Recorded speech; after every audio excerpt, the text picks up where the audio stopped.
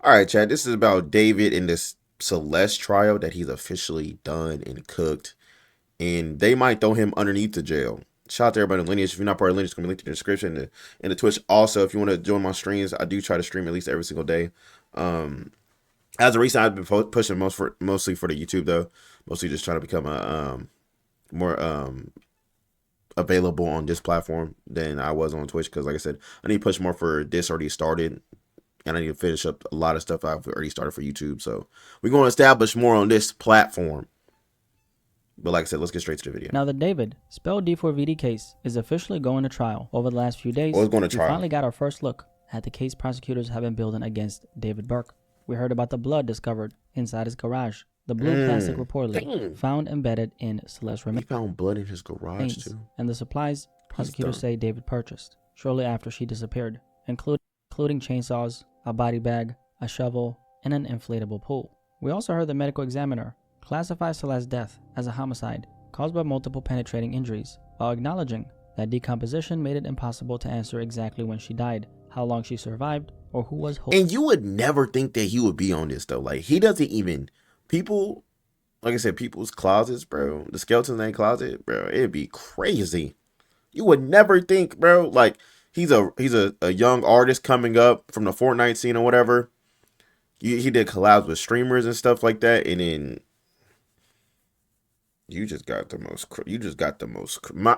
Maybe has the most craziest career tied murder tied to like one of the youngest rappers I think of our time that I've ever came across so far.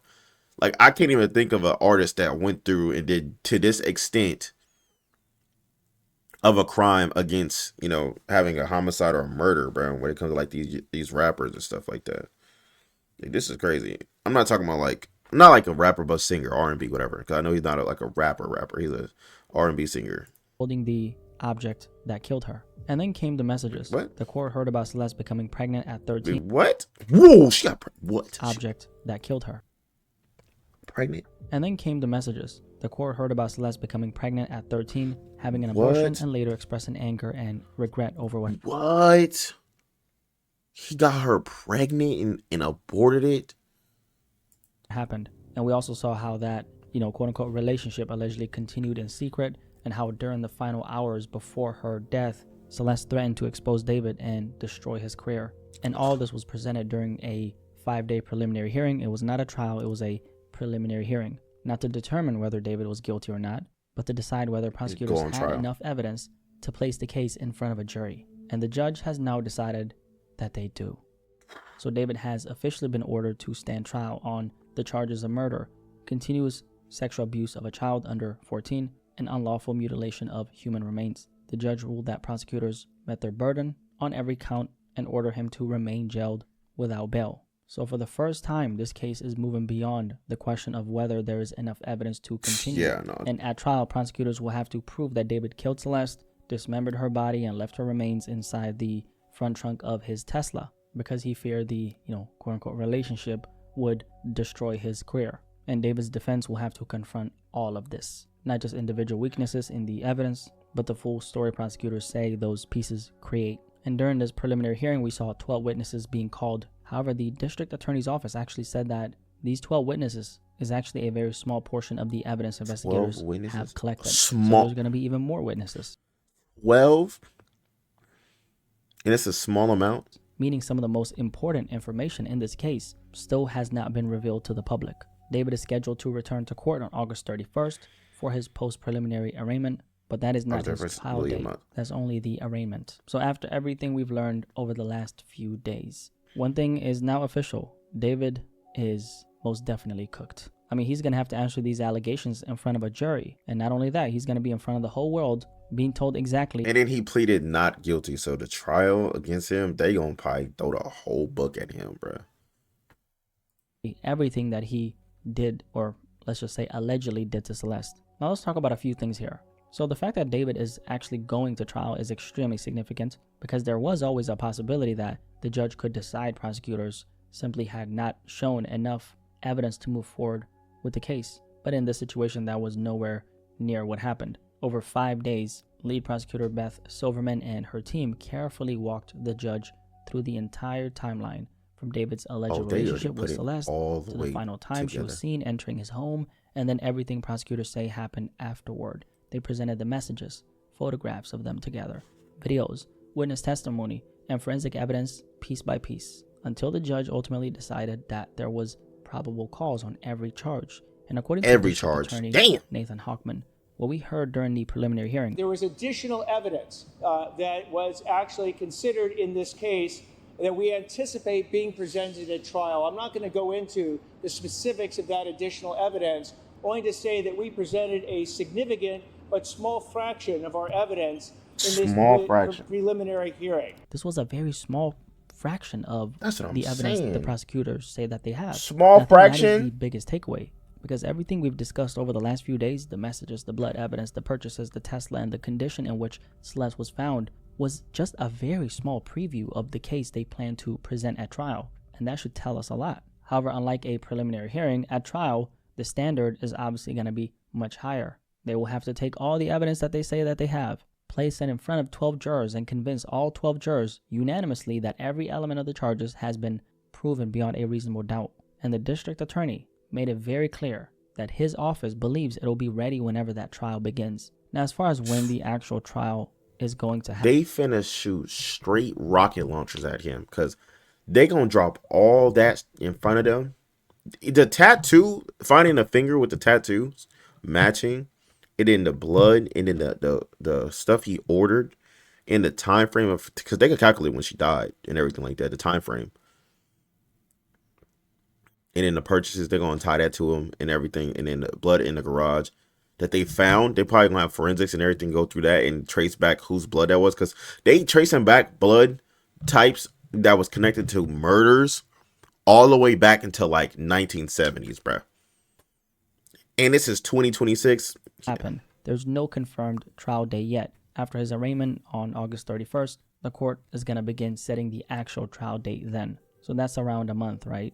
Now here's the interesting part. The trial could actually be set as early as 60 days later if David's defense continues demanding that everything move quickly. But that doesn't mean that the trial is officially beginning 60 days after August 31st. It only means that legally it could be scheduled that soon. And prosecutors are publicly saying that they will be ready whenever the defense wants to go, right? So that should tell you a lot about their confidence in the case that they have. Now, interestingly enough, Man. right, David's own legal team reportedly wanna speed it wanted up? We this can speed it process up. to move very Like, we can speed it up. We can get this over with. We can sentence you quick. Like, y'all want to speed it up, bro? We can do that, tit for tat. Like, yeah.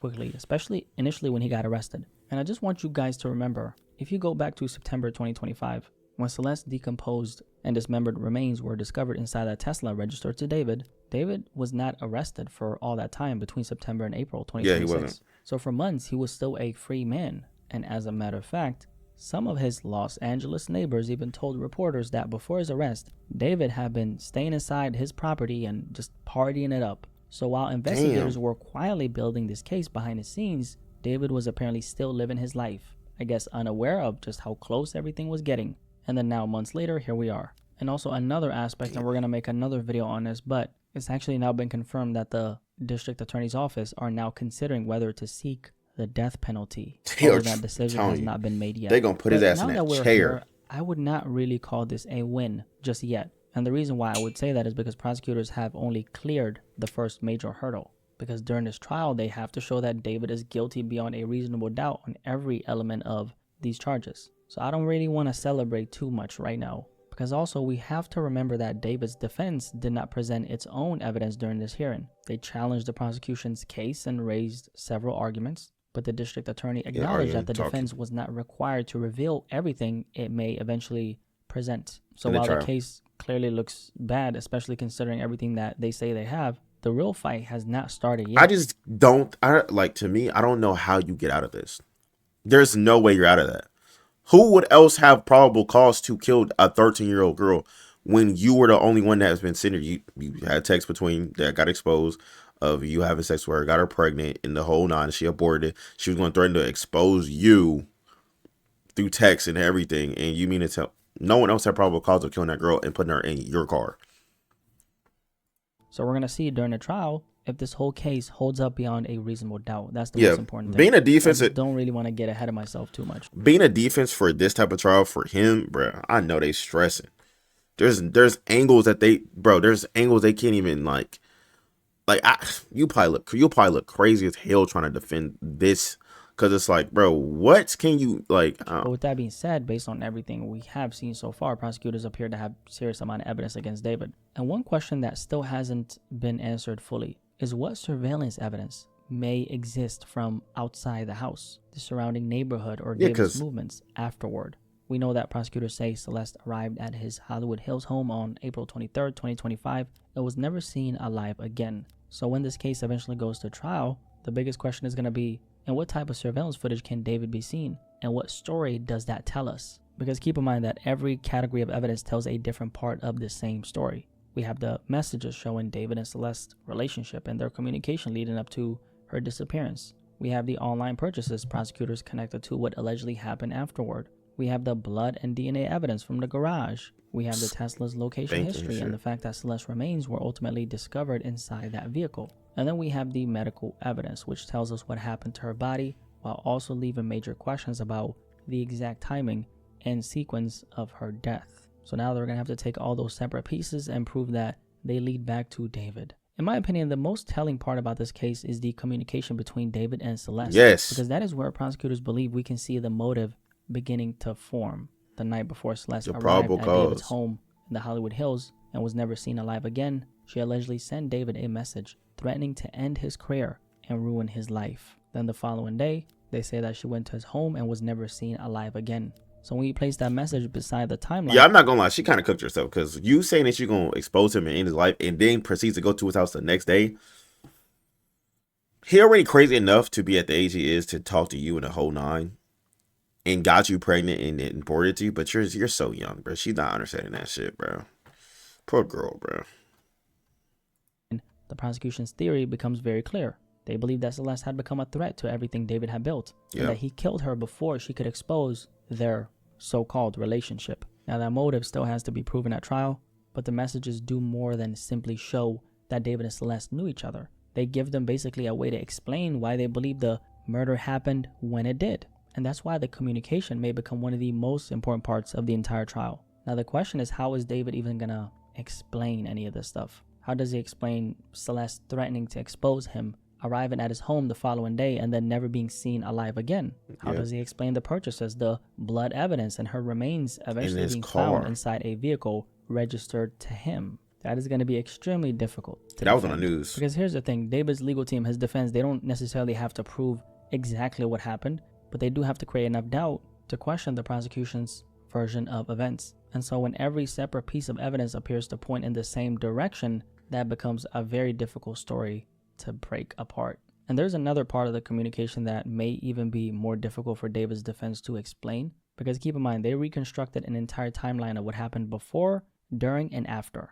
And according to the timeline presented in court, David arranged an Uber to bring Celeste from Lake Elsinore, where she was from, all the way to his home in the Hollywood Hills. As she was getting close to his house, Celeste sent David what would become her final known text message. She told him that she was almost there and asked him to open the door if he was home. And after Celeste reached that property, her phone went completely silent. No more messages, no more communication, and according to prosecutors, she was never seen alive again. So that creates a very specific window of time that David's defense will eventually have to address. What happened after Celeste reached his door? And how come she arrived and then never left the house? And what exactly happened when she was inside?